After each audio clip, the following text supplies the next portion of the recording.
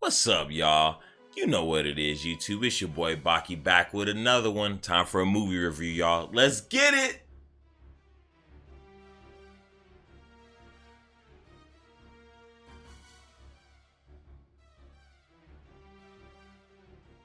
Alright, so this one we're going to be doing Blade.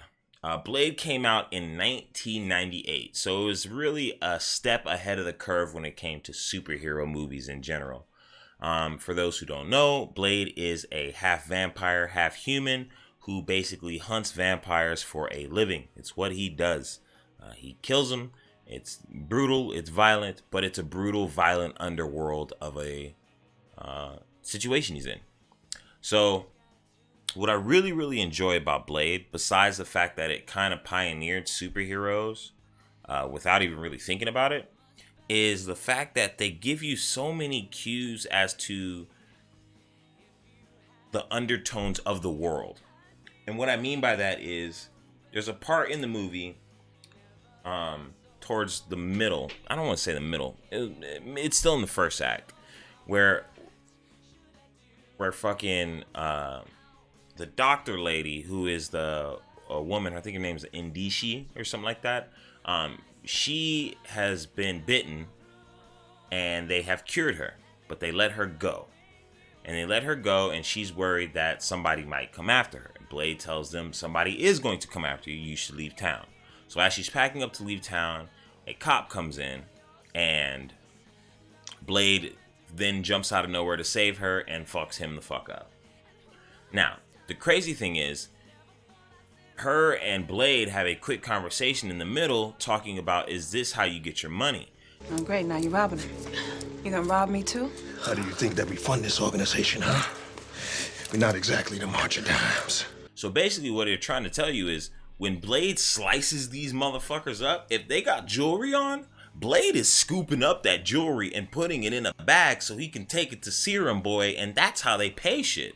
They don't really do anything in cash. They deal all in trinkets and shit, so they can go get the dopest diamonds and dopest everything, because chances are there's going to be rich ass vampires who have that shit, and they're going to get cut and disintegrated into nothing. So now there's just going to be a wonderful Rolex on the floor. And these are the little snippets and tidbits they give you inside of Blade all throughout the entire movie.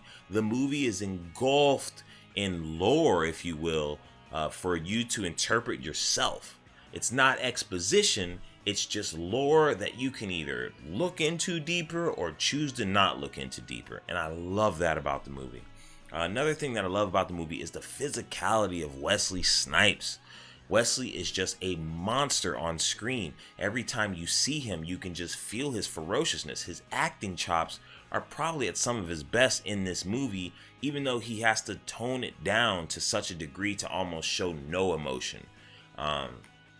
There's a scene with Whistler later on in the middle between Wesley and Whistler, and it's not even a dramatic scene. It's just Wesley taking his serum and Whistler holding his hand, but the way that they jab at each other, you can just tell that they love each other. It's love, but it's just brotherly love. It's just that tough love that two dudes would give to each other who, you know what I mean, one that sort of sees himself as the father of the other one, you know what I mean? Deacon Frost also does a really great job. I'm not sure of all the actors' names here, guys, and it's kind of hard for me to get them, but I want to say his name is Stephen Dorff. He plays Deacon Frost. Stephen Dorff plays Deacon Frost, and he plays a really great villain, in my opinion, because the reasoning behind Deacon being the way he is, one, technically isn't his fault because he was turned into a vampire, but also kind of isn't his fault because of the way that the purebred vampires look at vampires who've been turned. They don't look at them the same. They look at them as a lower class of vampire. And see, that's the same kind of issues that you get with humans, you see? And because of that, you're kind of forcing Deacon's hand here for him to be able to come up and do something meaningful. So it sounds like you don't really get this exposition, but in the movie, Deacon Frost is the one who's responsible for the nightclubs that Blade slices up at the very beginning of the movie. He's been making these nightclubs, but they're very dangerous because Blade looks at those like, I can go kill everybody in one spot. Great, let's get my shotgun and go. And because of that, vampires been getting massacred. So they call Deacon to a meeting with all of the purebreds around the table. And they tell him that he shouldn't be doing this nightclub thing, but they also kind of just bully him and roast him for not being a purebred, saying that I was born a vampire and all this other things. And you know, and Deacon's kind of taking it like, well, that means you never got to see a sunset, you know, like there's things that you've missed, you know. And like I said, it kind of just forces Deacon's hand here, because it seems like he's trying to do something for the vampire community, but at the same time, because of Blade, it's fucking destroying what he wanted to achieve, essentially, you know. Yeah, the acting in this movie in general is great. The martial arts in this movie is really good. What I love about the first Blade, that I say that the second and Blade don't have, is the choreography is really well done, and most of it is done by Wesley himself, except for a few of the flips and things like that. Obviously, majority of the actual martial arts is done by Wesley, because he was in physical prime condition. I don't know what happened in Blade 2, but in Blade 2, it seems to be kind of a little bit sloppier done. We're going to do a Blade 2 review too, though, so be on the lookout for that. This movie in Act 1 and Act 2 are probably its strongest acts. Act 3 is definitely its weakest act, but I find that funny because Act 3 is the weakest act for most superhero movies. So Blade started the trend in 98, you know, before X-Men. And even has a little bit of bullet time before The Matrix, which was in 99.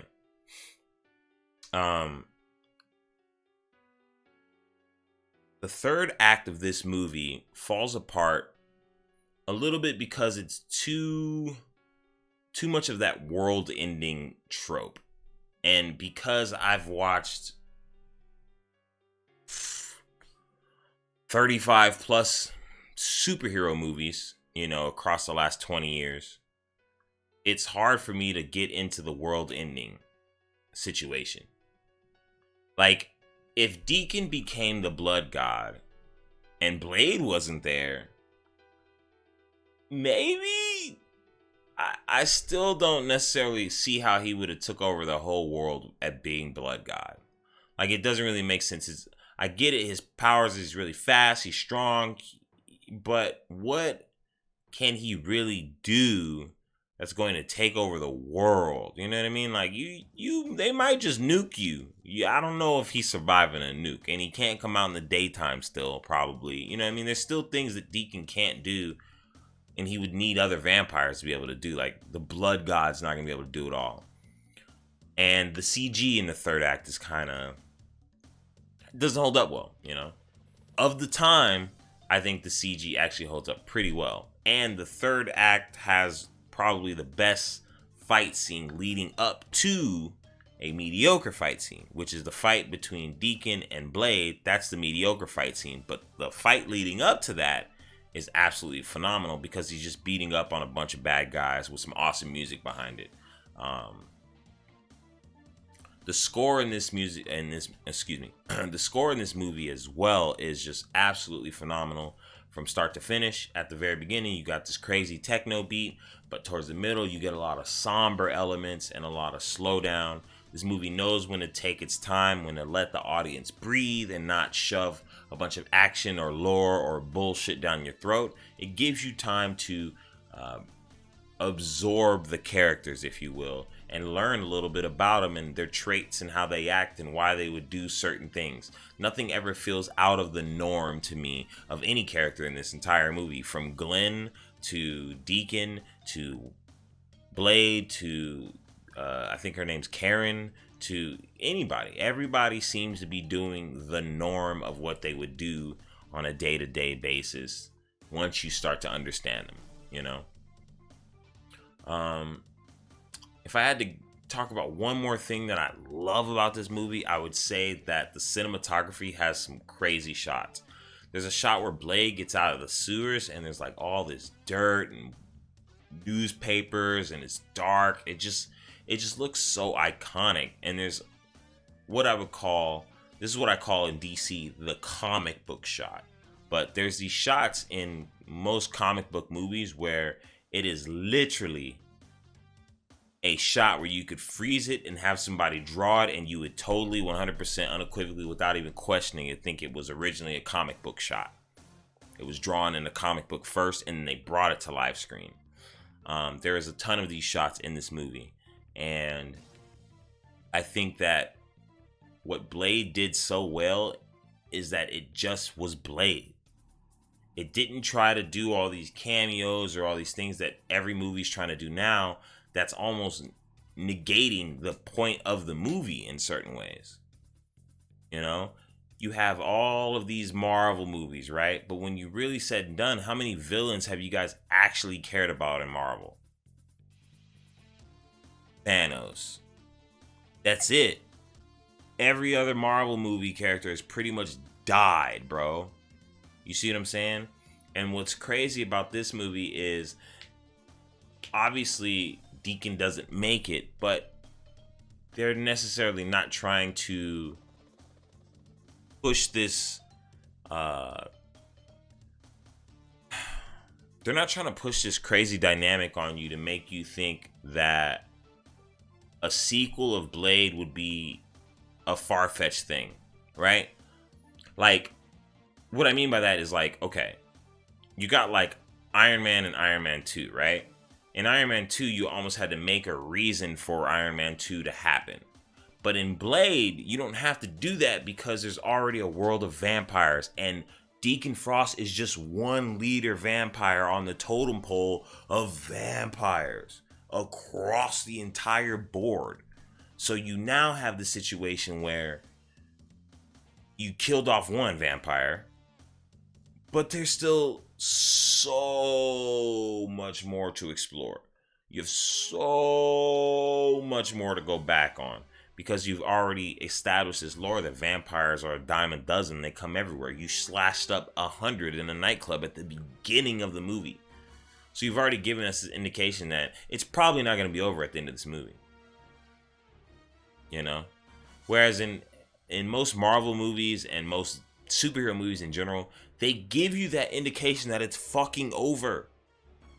It's like a happy note. It's like Star Wars, get your medal. It's done. You see what I'm saying? And then the next movie comes out. And then the next movie comes out. And then the next movie. And then the next movie. You know?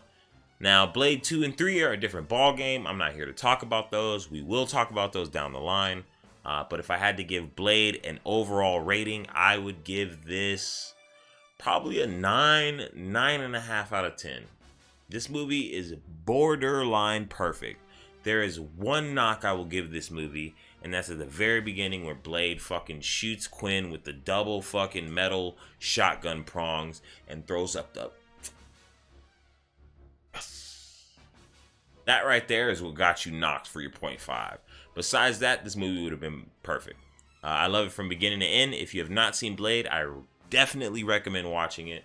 Yeah, and that's it. Been it for your boy doing a little bit of Blade talk. Thank you guys so much for watching. New to the channel, hit that subscribe button. Follow me on Twitch. Your boy streams there every day. Follow me on Twitter at BakiHama20. I'll catch you guys on the next one. Y'all be easy out there. Be safe. Peace.